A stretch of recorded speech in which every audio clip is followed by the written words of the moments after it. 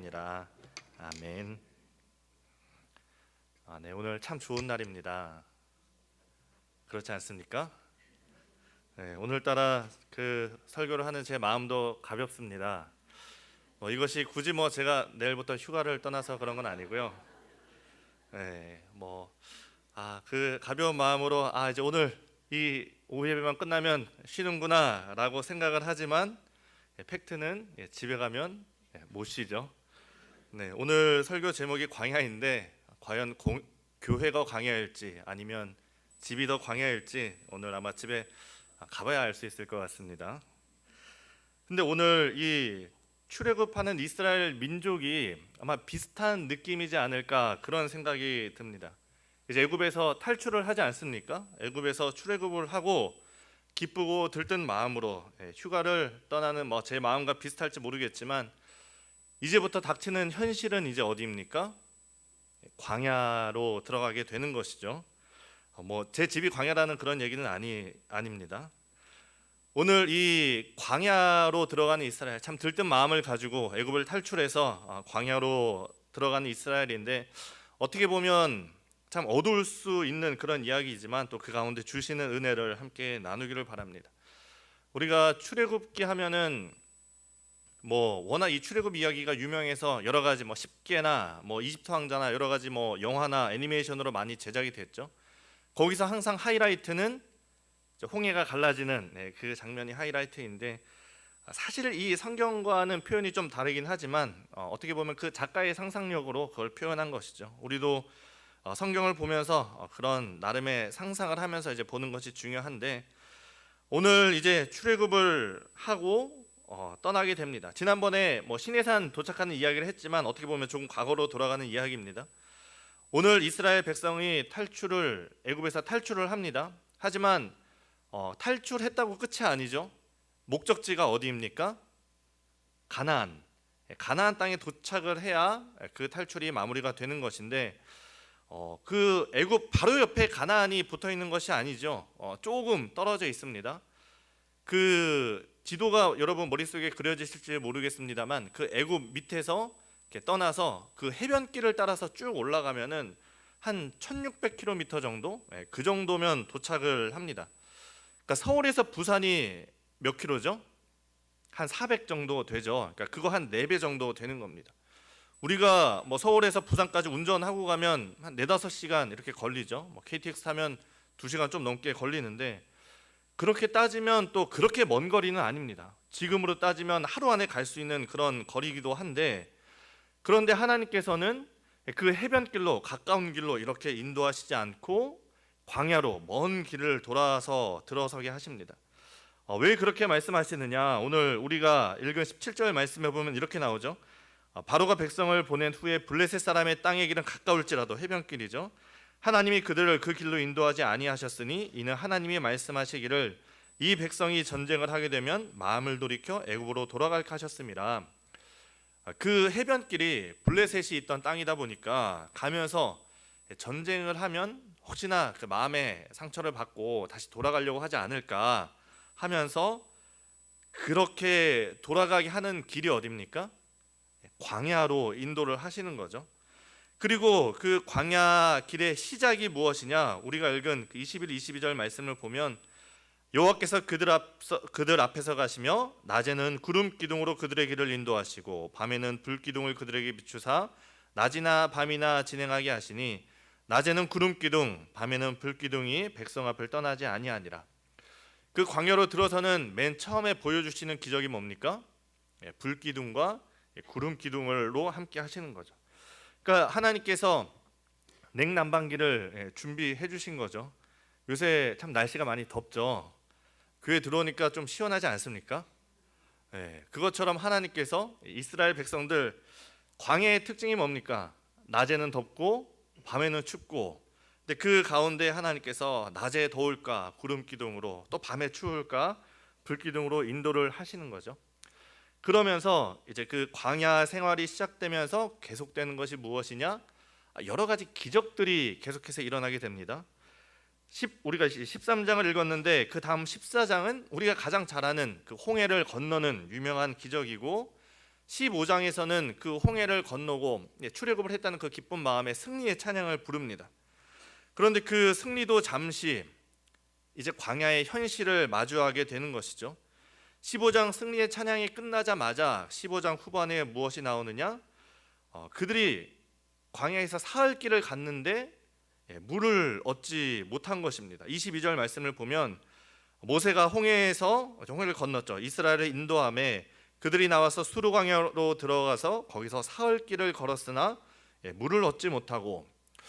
여러분, 한 사흘 물 안 마셔본 적이 있습니까? 제가 예전에 한번 금식을 하면서 이렇게 사흘 물을 안 마셔본 적이 있는데 버틸만 합니다. 근데 또 여기는 광야라는 이제 그런 특징도 있고 아마 더 힘들었을 겁니다. 그런데 그렇게 사흘 길을 가다가 겨우 물을 찾았는데 그 물이 어떤 물입니까? 23절에 보면 마라에 이르렀더니 그곳 물이 있어서 마시지 못하겠으므로 그 이름을 마라라 하였더라. 그러니까 기껏 목말라서 갔다가 찾았는데 마시지 못하는 물이죠. 거기서 하나님께서 무엇을 보여주십니까? 모세로 하여금 나무를 이렇게 그곳에 던져서 마실 수 있게 그런 기적을 보여주셨습니다. 이 일이 있으면서 백성이 목이 마르니까 어떻게 하느냐? 24절에 백성이 모세에게 원망하여 이르되 우리가 무엇을 마실까 하며, 그 광야 생활을 시작하면서 백성들에게 닥친 현실 앞에서 백성들이 원망을 한 것이죠. 15장에서 백성들이 원망을 해서 물을 달라고 해서 물을 얻었습니다. 이제 16장은 신광야로 넘어가서 이제 목이 축여졌으니 이제 뭐가 필요합니까? 배가 고픈 것이죠. 그래서 백성이 그 16장 2절을 보면 이스라엘 온 회중이 그 광야에서 모세와 아론을 원망하면서 얘기하는 것이 우리가 배고프다, 먹을 걸 달라. 그때 하나님께서 주시는 기적이 이제 또 뭡니까? 만나와 메추라기 기적을 보여주시는 거죠. 그리고 나서 16장에서 원망하면서 또 만나와 메추라기 기적을 얻었습니다. 이제 좀 부족함이 채워졌을까요? 17장에 보면 17장 3절에 또 이렇게 나옵니다. 한 장 한 장씩 넘어가는 거죠. 거기서 백성이 목이 말라 물을 찾음에 그들이 모세에게 대하여 원망하여 이르되, 또 모세를 원망합니다. 그래서 이번에 하나님께서 어떻게 하십니까? 모세를 통해서 반석을 쳐서 물이 나오게 하시는 거죠. 그러면서 물을 마시고 거기를 이제 무리바라 부르고, 이제 17장 후반은 뭐 우리가 잘 아는, 제가 지난번에 말씀드렸던 그 아말렉과의 전쟁에서 모세가 손을 들면 이기고 내리면 지는 그 여호와 니시의 승리의 기적을 경험하게 됩니다. 뭐 그밖에 많은 기적이 있지만 또 뭐 한 가지만 더 말씀드리면 신명기 8장 4절을 보면 이 40년 동안에 내 의복이 헤어지지 아니하였고 내 발이 부르트지 아니하였느니라. 그러니까 40년 동안 뭐 이렇게 광야에 매점이 있는 것도 아니고 뭐 신발 가게가 있는 것도 아니니까 그 40년 동안 살면서 이 백성들에게 나타난 기적 중에 하나가 뭐냐? 그 의복이 헤어지지 않고 신발이 또 발이 부르트지 않은 것이죠. 여러분, 이 기적을 경험한 이스라엘을 보면서 여러분 어떤 생각이 드십니까? 우리도 참 우리 삶에 많은 기적을 바라시죠. 좀 기적이 있었으면 좋겠죠. 그런데 우리 삶에 이런 기적이 만약에 일어났다면 여러분 우리의 삶이 변할까요? 우리가 뭐 방언을 하고 내 병이 낫고 뭐 환상을 보고 이런 기적을 경험한다면 우리의 삶이 변하겠습니까? 오늘 이스라엘 백성들을 보면 그다지 변하는 것이 없습니다. 여전히 원망하고 또 기적을 경험해도 원망하고, 그러니까 경험하지 못한 사람들과 별다를 게 없는 걸 알게 되는 거죠. 물론 이제 유익은 있습니다만 크게 바뀌지 않는 겁니다. 지금까지 그 수많은 하나님의 기적을 또 은혜를 체험했으면서 그때그때 부족할 때마다 돌아가서 하나님을 원망하는 이스라엘 백성을 보면서 우리가 무엇을 깨닫게 되느냐? 인간의 본질이 바뀌지 않는 한 우리에게 소망이 없구나라는 것을 깨닫게 됩니다. 그러니까 기적 자체가 중요한 게 아니라는 거죠. 여러분, 기적이 무엇입니까? 우리가 기적을 통해서 얻게 되는 것이 무엇이냐?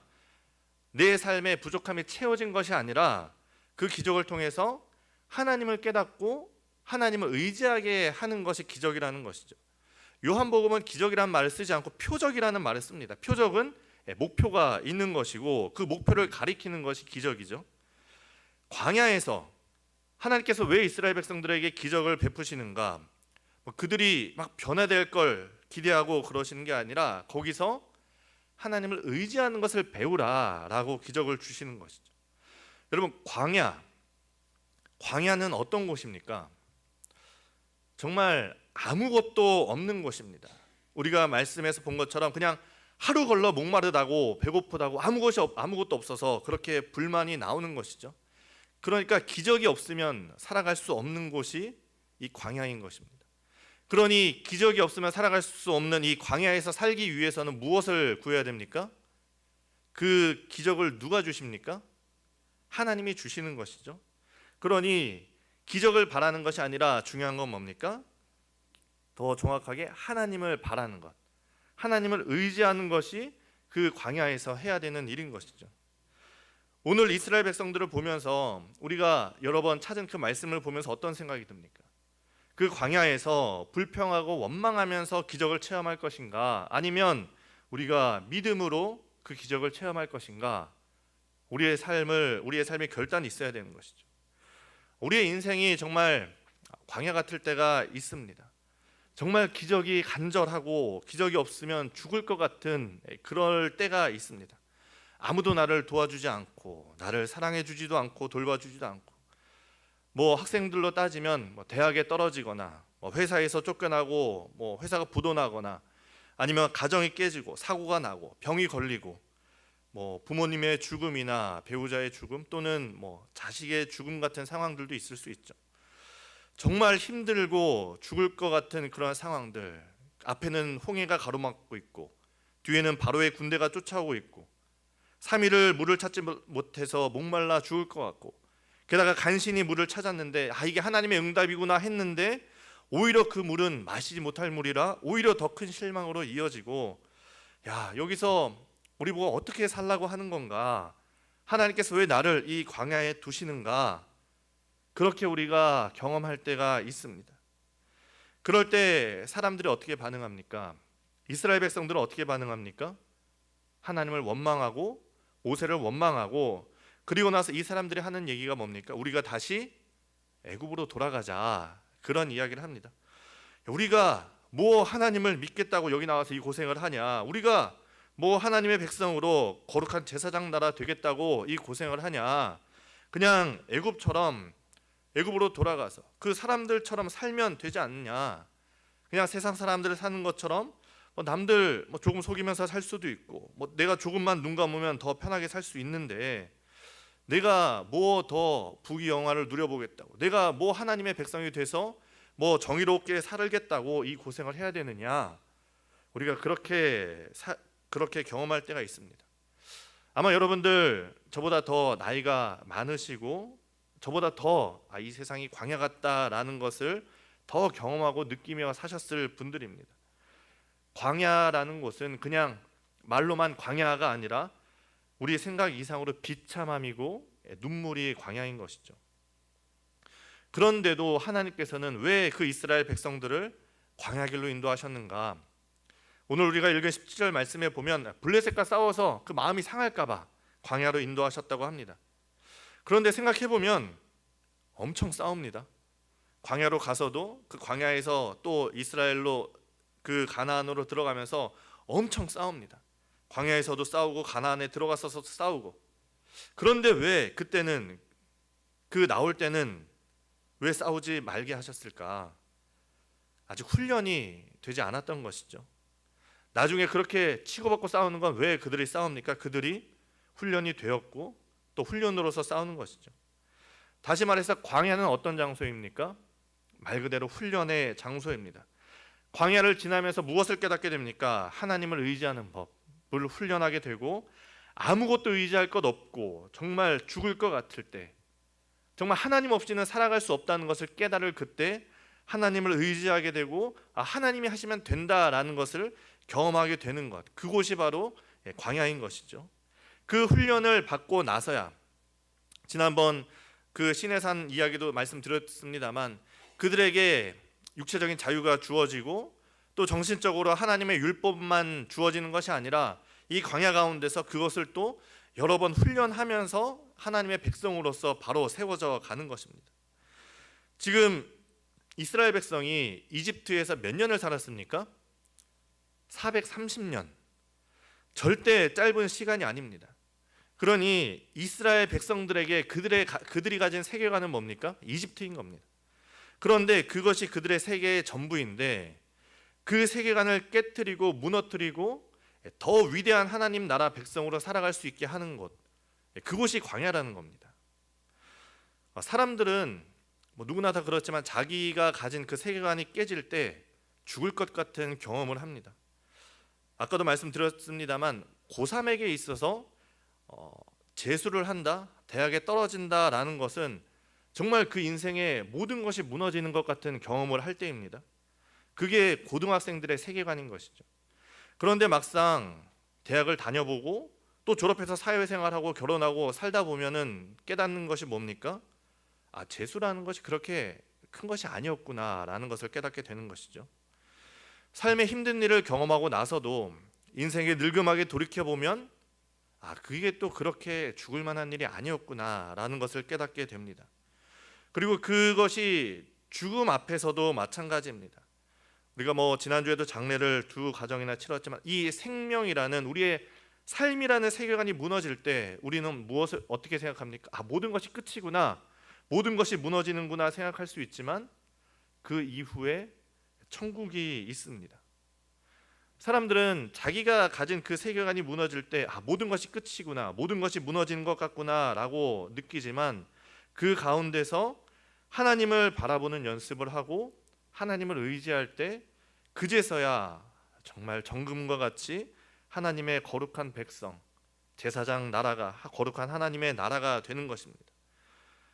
그리고 그 광야의 시작에 하나님께서 우리에게 주신 것이 무엇입니까? 오늘 말씀에서 본 것처럼 불기둥과 구름기둥. 다시 말해서 하나님이 우리와 함께 하신다는 그 상징을 우리에게 주신 것이죠. 이 광야를 지날 때 많은 훈련 과정이 있겠고 정말 그것이 힘들 때도 있겠고 정말 죽을 것 같은 그 상황 속에서도 내가 너희를 지키고 보호해 주겠다라는 그 상징이 되는 말씀이 바로 오늘 이 광야의 시작에 우리에게 주신 불기둥과 구름기둥입니다.